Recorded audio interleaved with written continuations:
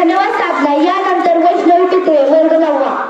फुलांची कहाणी वसंताने लिहिली, रात्रीची कहाणी ताऱ्याने लिहिली. फुलांची कहाणी वसंताने लिहिली, रात्रीची कहाणी ताऱ्याने लिहिली. आम्ही नाही कोणाचे गुलाम, कारण आमच्या आयुष्याची कहाणी बाबासाहेबांनी लिहिली, बाबासाहेबांनी लिहिली. सन्माननीय व्यासपीठावरील मान्यवर, वंदनीय गुरुजन वर्ग आणि माझ्या मित्रमैत्रिणींना सर्वांना माझा नमस्कार. आज 6 डिसेंबर म्हणजेच भारतीय राज्यघटनेचे शिल्पकार, ज्ञानाचे अथांग सागर डॉक्टर बाबासाहेब आंबेडकर यांचा महापरिनिर्वाण दिनानिमित्त आपण येथे जमलो आहोत. सर्वप्रथम या महामानवास माझे त्रिवार वंदन.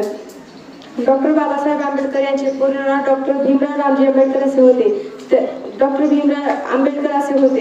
त्यांचा जन्म 14 एप्रिल 1891 रोजी मध्य प्रदेशमधील महू या गावी झाला. त्यांनी दलितांची स्थिती सुधारण्यासाठी खूप परिश्रम केले. शिका, संघटित व्हा, संघर्ष करा असा दिव्य संदेश दिला.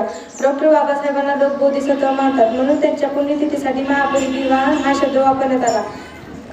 दीनदलितांचे आधार, संविधानाचे ते शिल्पकार डॉक्टर बाबासाहेब आंबेडकरांना करते मी त्रिवार वंदन. धन्यवाद.